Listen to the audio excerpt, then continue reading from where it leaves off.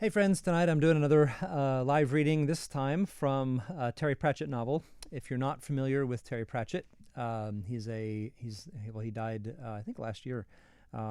Very, very well known now as a fantasy writer and a humorist. So he writes kind of witty, but sometimes somewhat profound novels that are often set in this world that he calls Discworld. So Discworld is hard to explain in just a few seconds, but just imagine every fantasy trope you've ever heard thrown together in one very strange place, where everything about the tropes is turned on its head, without somehow making it not work. So the name of the world is Ringworld. The city in which most of the I guess I don't know if I can say most of them, because the Tiffany Aching stories aren't set in the same city, but the city that this book is set in is called Ankh-Morpork, and it's very hard to explain, but they're funny, they're clever, they're witty, and they often have some kind of profound existential message and maybe a better way to say it is Terry Pratchett's really good at pointing out the foibles of our human nature. So Terry Pratchett's someone I like to point to as a writer who is gentle to people, even though he makes fun of us. And in my opinion, I like him better than someone like Douglas Adams, who writes similar kind of humorous stuff in the science fiction realm rather than the fantasy realm. But Douglas Adams, in my opinion, tends to laugh at humanity. He seems to point at people and make fun of them, and Terry Pratchett always seems to be making fun of us. So whenever I read a Terry Pratchett novel, he pretty much is willing to lampoon anybody and anything, but he always does it with a flavor that makes you feel like he's saying, we humans, we're kind of silly, aren't we? Not like, oh, look at those dumb people over there. He never seems to have that. So I haven't read all of his books. I've read probably a dozen of the Discworld books. This one is my favorite. It's called Going Postal, and it's about the main character is a con artist who is tasked, actually, he's not really asked, but he's given a choice, which we'll see in this chapter, of reforming Ankh-Morpork's post office, which has been essentially defunct for many years. So I'm going to read, I'm actually going to read off of my iPad, because I have it on my Kindle, and it's a little easier on my 52-year-old eyes to read off the Kindle. Don't have much of a build-up, other than I am skipping over the little preface sections that are about, one is about a golem and one is about this system of sort of like if fantasy worlds had a Morse code kind of, they had a telegraph, then that's where the first one would be set. But you don't really need that to enjoy this first chapter, and I'm hoping that after you've listened to this and kind of giggled along with me, that you will want to pick up a Terry Pratchett novel, Going Postal, for instance. So, okay, here we go. Chapter 1 from Going Postal, The Angel, in which our hero experiences hope, the greatest gift, the bacon sandwich of regret, somber reflections on capital punishment from the hangman, famous last words, our hero dies, angels' conversations about, inadvisability of misplaced offers regarding broomsticks, an unexpected ride, a world free of honest men, a man on the hop, there is always a choice. They say that the prospect of being hanged in the morning concentrates a man's mind wonderfully. Unfortunately, what the mind inevitably concentrates on is that, in the morning, it will be in a body that is going to be hanged. The man going to be hanged had been named Moist von Lipwig by doting if unwise parents, but he was not going to embarrass the name, insofar as that was still possible, by being hung under it. To the world in general, and particularly on that bit of it known as the death warrant, he was Alfred Spangler. And he took a more positive approach to the situation and had concentrated his mind on the prospect of not being hanged in the morning, and most particularly on the prospect of removing all the crumbling mortar from around a stone in his cell wall with a spoon. So far, the work had taken him 5 weeks and reduced the spoon to something like a nail file. Fortunately, no one ever came to change the bedding here, or else they would have discovered the world's heaviest mattress. It was a large and heavy stone that was currently the object of his attentions, and at some point a huge staple had been hammered into it as an anchor for manacles. Moist sat down facing the wall, gripped the iron ring in both hands, braced his legs against the stones on either side, and heaved. His shoulders caught fire, and a red mist filled his vision, but the block slid out with a faint and inappropriate tinkling noise. Moist managed to ease it away from the hole and peered inside.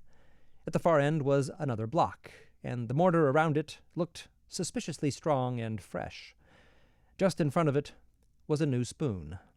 It was shiny. As he studied it, he heard the clapping behind him. He turned his head, tendons twanging a little riff of agony, and saw several of the wardens watching him through the bars. "Well done, Mr. Spangler," said one of them. "Ron here owes me $5. I told him you were a sticker. He's a sticker, I said." "You set this up, did you, Mr. Wilkinson?" said Moist weakly, watching the glint of light on the spoon. "Oh, not us, sir. Lord Vetinari's orders. He insists that all condemned prisoners should be offered the prospect of freedom." "Freedom? But there's a great stone through there." "Yes, there is that, sir. Yes, there is that," said the warden. "It's only the prospect, you see, not actual freedom, as such. That'd be a bit daft, eh?" "I suppose so, yes," said Moist. He didn't say, You bastards. The wardens had treated him quite civilly these past 6 weeks, and he made a point of getting on with people. He was very, very good at it. People skills were part of his stock in trade. They were nearly the whole of it. Besides, these people had big sticks. So, speaking carefully, he said, "Some people might consider this cruel, Mr. Wilkinson." "Yes, sir, we asked him about that, sir, but he said no, it wasn't. He said it provided—" His forehead wrinkled. "Occupational therapy, healthy exercise, prevented moping, and offered that greatest of all treasures, which is hope, sir." "Hope," muttered Moist glumly. "Not upset, are you, sir?" "Upset? Why should I be upset, Mr. Wilkinson?" Only the last bloke we had in the cell, he managed to get down that drain, sir. Very small man, very agile." Moist looked at the little grid in the floor. He'd dismissed it out of hand. "Does it lead to the river?" he said. The warden grinned. "You'd think so, wouldn't you? He was really upset when we fished him out. Nice to see you've entered into the spirit of the thing, sir. You've been an example to us all, sir, the way you kept going, stuffing all the dust in your mattress. Very clever, very tidy, very neat. It's really cheered us up having you in here. By the way, Mrs. Wilkinson says, thanks very much for the fruit basket. Very posh it is. It's got kumquats even." "Don't mention it, Mr. Wilkinson." The warden was a bit green about the kumquats, 'cause he only got dates in his, but I told him, sir, that fruit baskets is like life. Until you've got the pineapple off the top, you never know what's underneath. He says thank you, too." "Glad he liked it, Mr. Wilkinson," said Moist absent-mindedly. Several of his former landladies had brought in presents for the poor, confused boy. And Moist, always invested in generosity. A career like his was all about style, after all. "On that general subject, sir," said Mr. Wilkinson, "me and the lads were wondering if you might like to unburden yourself at this point in time on the subject of the whereabouts of the place, where the location of the spot is where, not to beat around the bush, you hid all that money you stole?" The jail went silent. Even the cockroaches were listening. "No, I couldn't do that, Mr. Wilkinson," said Moist loudly, after a decent pause for dramatic effect. He tapped his jacket pocket, held up a finger, and winked. The warders grinned back. "We understand totally, sir. Now, I'd get some rest if I was you, sir, 'cause we're hanging you in half an hour," said Mr. Wilkinson. "Hey, don't I get breakfast?" "Breakfast isn't until 7 o'clock, sir," said the warder reproachfully. "But, tell you what, I'll do you a bacon sandwich. 'Cause it's you, Mr. Spangler." And now it was a few minutes before dawn, and it was him, being led down the short corridor and out into the little room under the scaffold. Moist realized he was looking at himself from a distance, as if part of himself was floating outside his body like a child's balloon, ready, as it were, for him to let go of the string.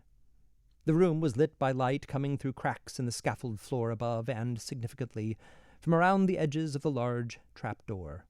The hinges of said door were being carefully oiled by a man in a hood. He stopped when he saw the party had arrived and said, "Good morning, Mr. Spangler." He raised the hood helpfully. It's me, sir, Daniel, one-drop trooper. I am your executioner for today, sir. Don't worry, sir. I've hanged dozens of people. We'll soon have you out of here." "Is it true that if a man isn't hanged after 3 attempts, he's reprieved, Dan?" said Moist, as the executioner carefully wiped his hands on a rag. "So I've heard, sir, so I've heard. But they don't call me One Drop for nothing, sir, and will sir be having the black bag today?" "Will it help?" "Some people think it makes them look more dashing, sir, and it stops that pop-eyed look. It's more of a crowd thing, really. Quite a big one out there this morning. Nice piece about you in the Times yesterday, I thought. All of them people saying, 'What a nice young man you were,' and everything. Would you mind signing the rope beforehand, sir? I mean, I won't have a chance to ask you afterwards, eh?" "Signing the rope," said Moist. "Yes, sir," said the hangman. "It's sort of traditional. There's a lot of people out there who buy old rope. Specialist collectors, you could say. A bit strange, but it takes all sorts, eh?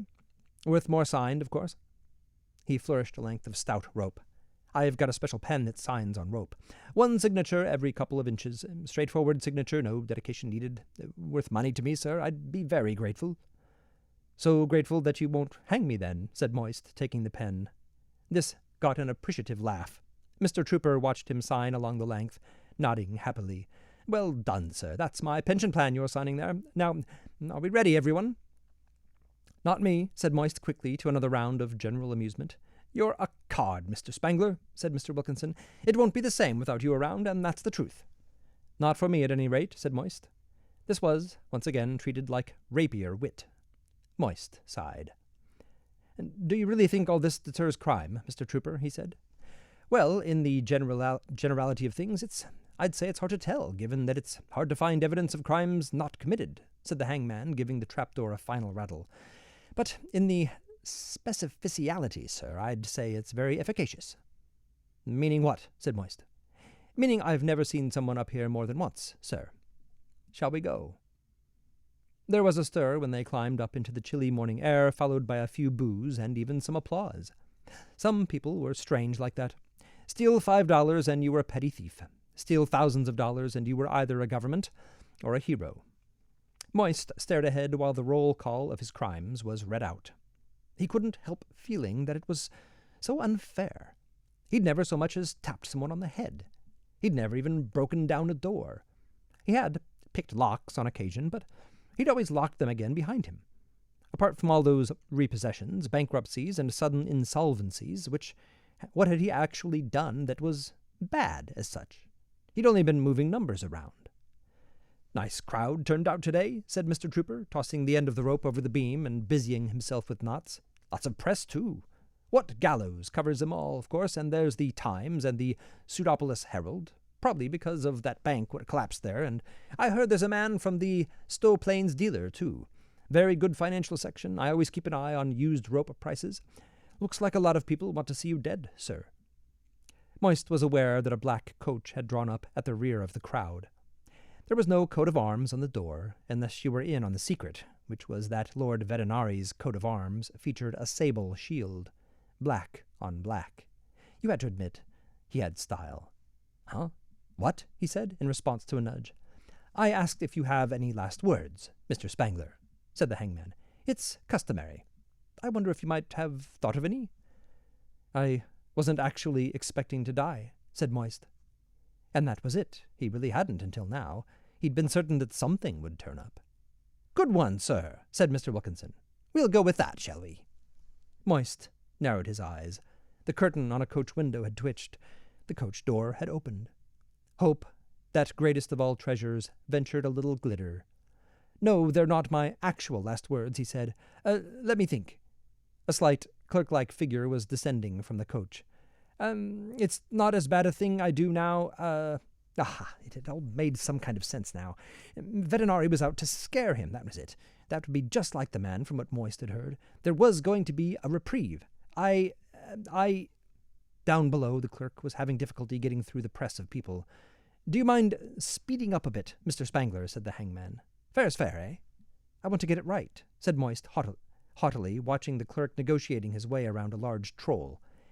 "Yes, but there's a limit, sir," said the hangman, annoyed at this breach of etiquette. "Otherwise you could go for days. Short and sweet, sir, that's the style. Right, said Moist. Oh, look, see that man there, waving at you? The hangman glanced down at the clerk, who struggled to the front of the crowd. I bring a message from Lord Vetinari, the man shouted. Right, said Moist.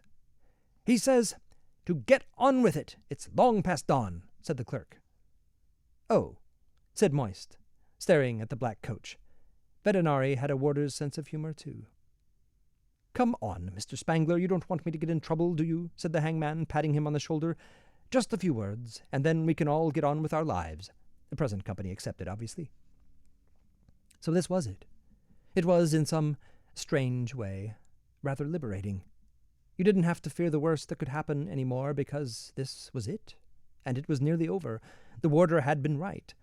What you had to do in this life was get past the pineapple, Moist told himself. It was big and sharp and knobbly, but there might be peaches underneath. It was a myth to live by, and so, right now, totally useless. In that case, said Moist von Lipwig, I commend my soul to any god that can find it. Nice, said the hangman, and pulled the lever. Alfred Spangler died. It was generally agreed that they had been good last words. Ah, Mr. Lipwig, said a distant voice getting closer. I see you are awake, and still alive at the present time. There was a slight inflection to that last phrase, which told Moist that the length of the present time was entirely in the gift of the speaker. He opened his eyes. He was sitting in a comfortable chair. At a desk opposite him, sitting with his hands steepled reflectively in front of his pursed lips, was Lord Havelock Vetinari, under whose idiosyncratically despotic rule Ankh-Morpork had become the city where, for some reason, everyone wanted to live. An ancient animal sense also told Moist that other people were standing behind the comfortable chair, and that it could be extremely uncomfortable should he make any sudden movements. But they couldn't be as terrible as the thin, black-robed man with the fussy little beard and the pianist's hands who was watching him. "Shall I tell you about angels, Mr. Lipwig?" said the patrician pleasantly. "I know 2 interesting facts about them." Moist grunted. There were no obvious escape routes in front of him, and turning around was out of the question. His neck ached horribly. "Oh, yes, you were hanged," said Vetinari. "A very precise science, hanging. Mr. Trooper is a master. The slippage and thickness of the rope, whether the knot is placed here rather than there, the relationship between weight and distance. Oh, I'm sure the man could write a book. You were hanged to within half an inch of your life, I understand. Only an expert standing right next to you would have spotted that, and in this case the expert was our friend, Mr. Trooper. No, Alfred Spangler is dead, Mr. Lipwig. 300 people would swear they saw him die." He leaned forward. "And so, appropriately, it is of angels I wish to talk to you now." Moist managed a grunt. "The first interesting thing about angels, Mr. Lipwig, is that sometimes, very rarely, at a point in a man's career where he has made such a foul and tangled mess of his life that death appears to be the only sensible option, an angel appears to him, or I should say unto him, and offers him a chance to go back to the moment when it all went wrong, and this time do it right. Mr. Lipwig, I should like you to think of me as an angel." Moist stared. He'd felt the snap of the rope, the choke of the noose. He'd seen the blackness welling up. He'd died. "I am offering you a job, Mr. Lipwig. Alfred Spangler is buried, but Mr. Lipwig has a future. It may, of course, be a very short one if he is stupid. I am offering you a job, Mr. Lipwig. Work for wages. I realize the concept may be unfamiliar. Only as a form of hell, Moist thought. The job is that of Postmaster General of the Ankh-Morpork Post Office." Moist continued to stare. "May I just add, Mr. Lipwig, that behind you there is a door. If at any time in this interview you feel you wish to leave, you have only to step through it, and you will never hear from me again." Moist filed that under deeply suspicious. "To continue, the job, Mr. Lipwig, involves the refurbishment and running of the city's postal service, preparation of the international packets, maintenance of post office property, etc., etc. If you stick a broom somewhere inappropriate, I could probably sweep the floor, too, said a voice. Moist realized it was his. His brain was a mess. It had come as a shock to him that the afterlife was this one. Lord Vetinari gave him a long, long look. Well, if you wish, he said, and turned to a hovering clerk. Drumknot, does the housekeeper have a store cupboard on this floor, do you know? Oh, yes, my lord, said the clerk. Shall I? It was a joke, Moist burst out. Oh, I'm sorry, I hadn't realized, said Lord Vetinari, turning back to Moist. And do tell me if you feel obliged to make another one, will you? Look, said Moist, I don't know what's happening here, but I don't know anything about delivering post. Mr. Lipvig, this morning you had no experience at all of being dead, and yet but for my intervention you would nevertheless have turned out to be extremely good at it, said Lord Vetinari sharply. It just goes to show. You never know until you try. But when you sentence me, Vetinari raised a pale hand. Ah, he said.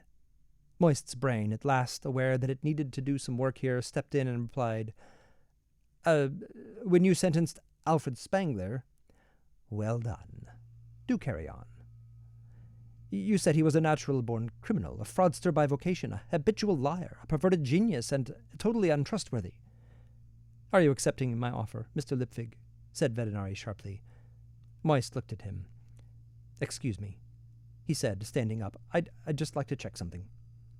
There were two men dressed in black standing behind his chair. It wasn't a particularly neat black, more the black worn by people who just don't want little marks to show. They looked like clerks until you met their eyes. They stood aside as Moist walked toward the door, which, as promised, was indeed there. He opened it very carefully. There was nothing beyond, and that included a floor. In the manner of one who is going to try all possibilities, he took the remnant of the spoon out of his pocket and let it drop. It was quite a long time before he heard the jingle. Then he went back and sat in the chair. The prospect of freedom, he said. Exactly, said Lord Vetinari. There is always a choice. You mean I could choose certain death? A choice, nevertheless, said Vetinari, or perhaps an alternative. You see, I believe in freedom, Mr. Lipvig. Not many people do, although they will, of course, protest otherwise, and no practical definition of freedom would be completely without the freedom to take the consequences. Indeed, it is the freedom upon which all the others are based. Now, will you take the job? No one will recognize you, I am sure. No one ever recognizes you, it would appear. Moist shrugged. Oh, all right. Of course I accept as natural-born criminal, habitual liar, fraudster, and totally untrustworthy perverted genius. Capital. Welcome to government service, said Lord Vetinari, extending his hand. I pride myself on being able to pick the right man. The wage is $20 a week, and I believe the Postmaster General has the use of a small apartment in the main building. I think there's a hat, too. I shall require regular reports. Good day. He looked down at his paperwork. He looked up. You appear to be still here, Postmaster General. And that's it, said Moist, aghast. 1 minute I'm being hanged, next minute you're employing me. Let me see, yes, I think so. Of course. Drumknot, do give Mr. Lipvig his keys. The clerk stepped forward, handed Moist a huge, rusting key ring full of keys, and proffered a clipboard. Sign here, please, Postmaster General, he said. Hold on a minute, Moist thought. This is only one city. It's got gates. It's completely surrounded by different directions to run. Does it matter what I sign? Certainly, he said, and scribbled his name. Your correct name, if you please, said Lord Vetinari, not looking up from his desk. What name did he sign, Drumknot? The clerk craned his head. Ethel Snake, my lord, as far as I can make out.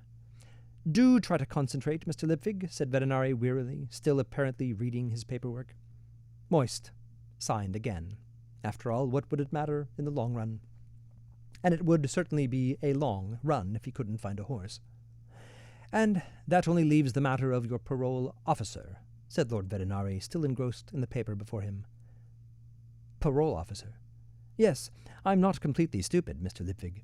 He will meet you outside the post office building in 10 minutes. Good day."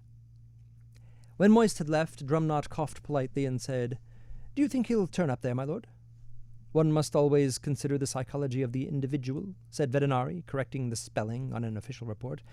"That is what I do all the time, and lamentably, Drumknot, you do not always do. That is why he has walked off with your pencil." Always move fast. You never know what's catching you up. 10 minutes later, Moist von Lipwig was well outside the city.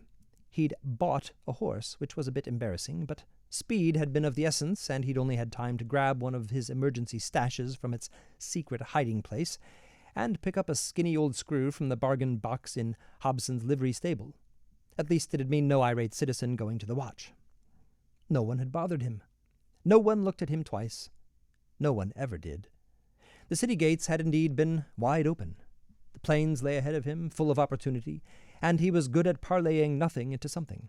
For example, at the first little town he'd come to, he'd go to work on his old nag with a few simple techniques and ingredients that'd make it worth twice the price he paid for it, at least for about 20 minutes, or until it rained. 20 minutes would be enough time to sell it and, with any luck, pick up a better horse worth slightly more than the asking price. He'd do it again at the next town, and in 3 days, maybe 4, he'd have a horse worth owning. But that would be just a sideshow, something to keep his hand in. He'd got 3 very nearly diamond rings sewn into the lining of his coat, a real one in a secret pocket in the sleeve, and a very nearly gold dollar sewn cunningly into the collar. These were to him what his saw and hammer are to a carpenter. They were primitive tools, but they'd put him back in the game. There is a saying, "You can't fool an honest man," which is much quoted by people who make a profitable living by fooling honest men. Moist never tried it, knowingly anyway. If you did fool an honest man, he tended to complain to the local watch, and these days they were harder to buy off. Fooling dishonest men was a lot safer and, somehow, more sporting. And of course there were so many more of them. You hardly had to aim. Half an hour after arriving in the town of Hapley, where the big city was a tower of smoke on the horizon, he was sitting outside an inn, downcast, with nothing in the world but a genuine diamond ring, worth $100, and a pressing need to get home to Genua, where his poor aged mother was dying of gnats. 11 minutes later, he was standing patiently outside a jeweler's shop, inside which the jeweler was telling a sympathetic citizen that the ring the stranger was prepared to sell for $20 was worth $75. Even jewelers have to make a living. And 35 minutes later, he was riding out on a better horse with $5 in his pocket, leaving behind a gloating, sympathetic citizen who, despite having been bright enough to watch Moist's hands carefully, was about to go back to the jeweler to try to sell, for $75, a shiny brass ring with a glass stone that was worth 50 pence of anybody's money. The world was blessedly free of honest men and wonderfully full of people who believed they could tell the difference between an honest man and a crook. He tapped his jacket pocket. The jailers had taken the map off him, of course, probably while he was busy being a dead man. It was a good map, and in studying it, Mr. Wilkinson and his chums would learn a lot about decryption, geography, and devious cartography. They wouldn't find in it the whereabouts of Ankh-Morpork $150,000 in mixed currencies, though, because the map was a complete and complex fiction. However, Moist entertained a wonderful warm feeling inside to think that they would, for some time, possess that greatest of all treasures, which is hope. Anyone who couldn't simply remember where he stashed a great big fortune deserved to lose it, in Moist's opinion. But for now, he'd have to keep away from it while having it to look forward to. Moist didn't even bother to note the name of the next town. It had an inn, and that was enough. He took a room with a view over a disused alley, checked that the window opened easily, ate an adequate meal, and had an early night. Not bad at all, he thought. This morning he'd been on the scaffold with the actual noose around his neck. Tonight he was back in business. All he needed to do now was grow a beard again, and keep away from Ankh-Morpork for 6 months. Or perhaps only 3. Moist had a talent. He'd also acquired a lot of skills so completely that they were second nature. He'd learned to be personable, but something in his genetics made him unmemorable. He had the talent for not being noticed, for being a face in the crowd. People had difficulty describing him. He was about 20 or about 30, On watch reports across the continent, he was anywhere between, about 6 feet 2 inches and 5 feet 9 inches tall, hair all shades from mid-brown to blonde, and his lack of distinguishing features included his entire face. He was about average. What people remembered was the furniture, things like spectacles and mustaches, so he always carried a selection of both. They remembered names and mannerisms, too. He had hundreds of those. Oh, and they remembered that they'd been richer before they met him. At 3 a.m, the door burst open. It was a real burst. Bits of wood clattered off the wall, but Moist was already out of bed and diving for the window before the first of them hit the floor. It was an automatic reaction that owed nothing to thought. Besides, he'd checked before lying down, and there was a large water barrel outside that would break his fall. It wasn't there now. Whoever had stolen it had not stolen the ground it stood on, however, and it broke Moist's fall by twisting his ankle. He pulled himself up, keening softly in agony, and hopped along the alley, using the wall for support. The inn's stables were around the back. All he had to do was pull himself up onto a horse, any horse. "Mr. Lipwig!" A big voice bellowed. Oh, gods, it was a troll. It sounded like a troll, a big one, too.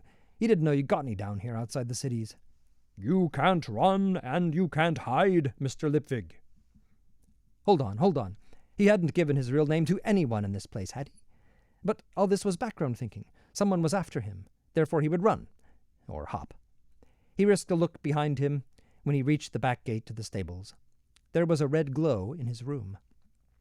Surely they weren't torching the place over a matter of a few dollars. How stupid. Everyone knew that if you got lumbered with a good fake, you palmed it off onto some other sucker as soon as possible, didn't they? There was no helping some people. His horse was alone in the stable and seemed unimpressed to see him. He got the bridle on while hopping on one foot. There was no point in bothering with a saddle. He knew how to ride without a saddle.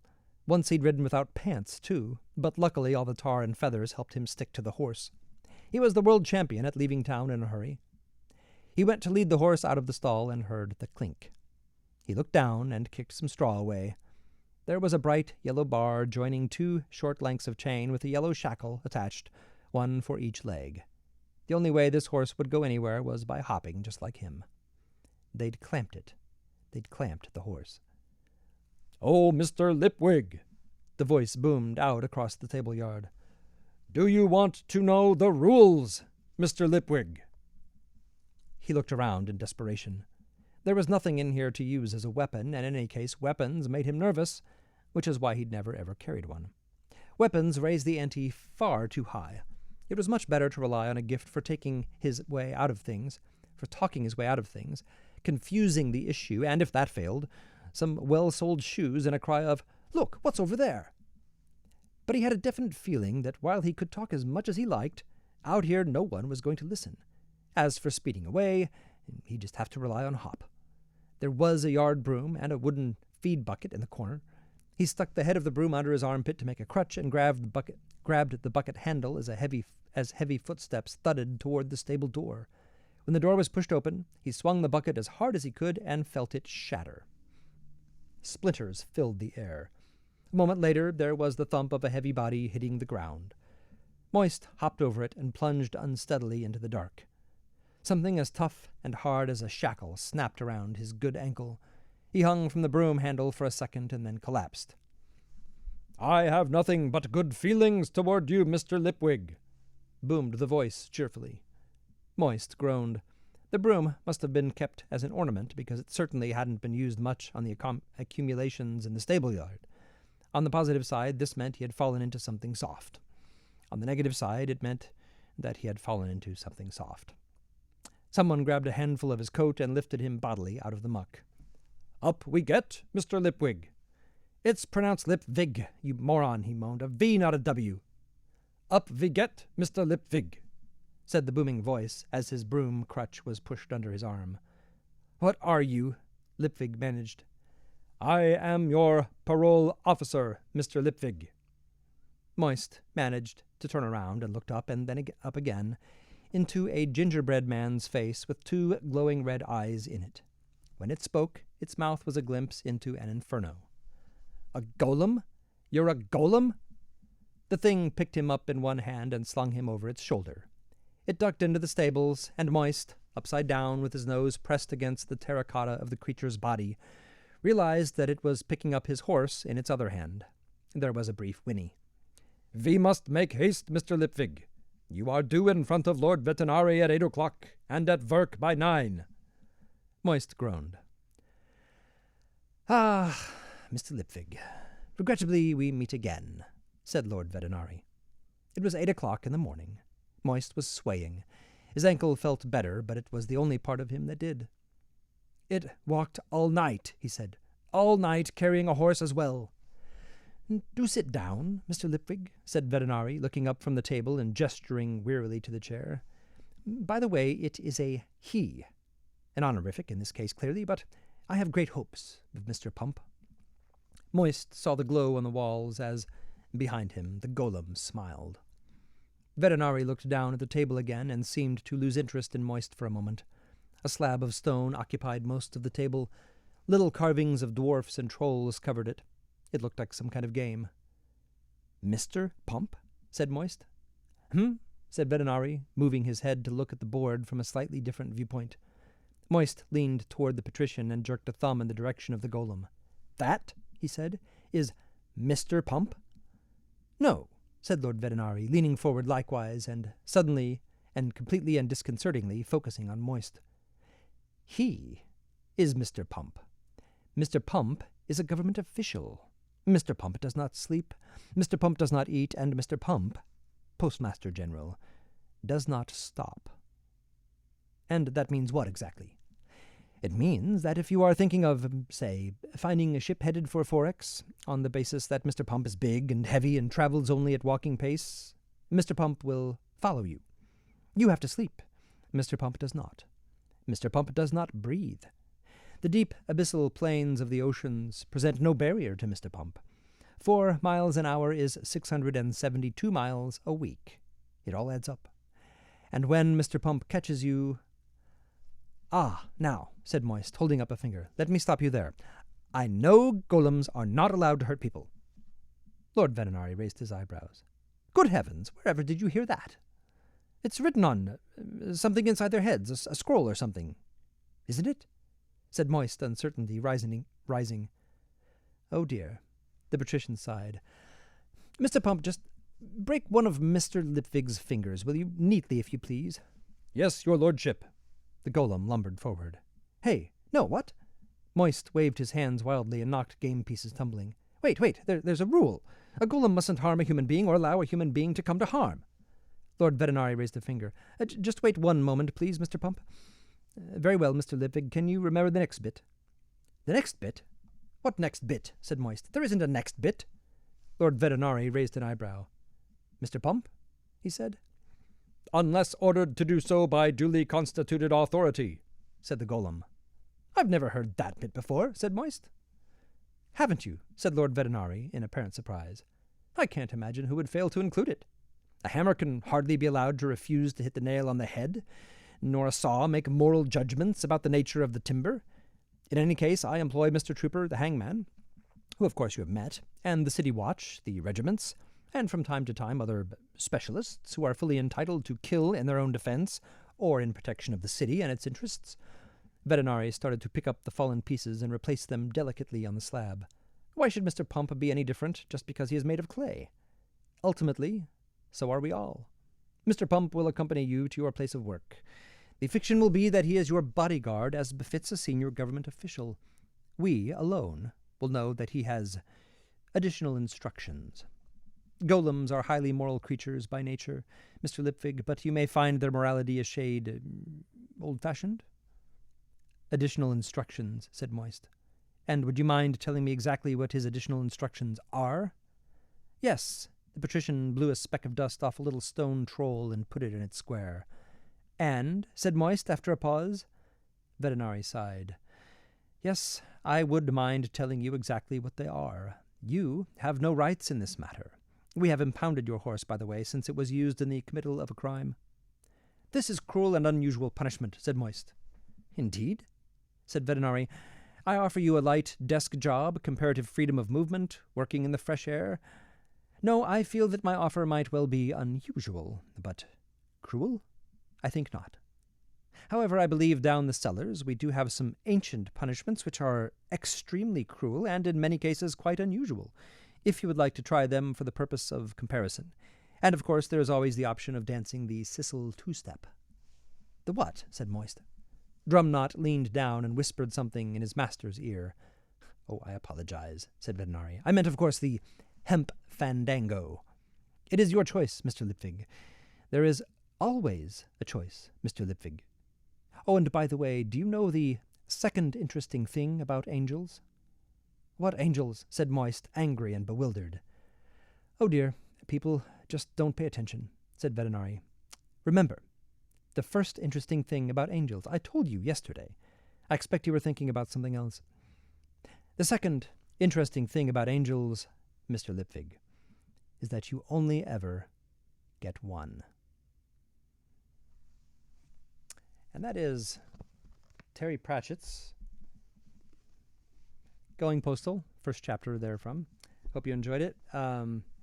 We are going to not have live reading next Monday because we'll be doing our one-year adventure novel summer workshop. So I'll be taking that week off. It's very possible I'll be too tired to do the one the following week too, though right now we're planning on it. So we'll see. But I also did finally get this the last book in our giveaway in the mail. This one's really cool. It came from Britain. It's called King Jack and the Dragon, and it's beautifully done. It's a really, really interesting story too. You may have heard of it, but that's in our good books list too.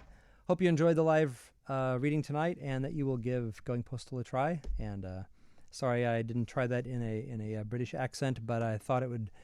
This could be the first time you could hear Going Postal read in an American accent, which Terry Pratchett might be rolling over in his grave, but it was fun to do. So thanks for joining me, and I will see you next time.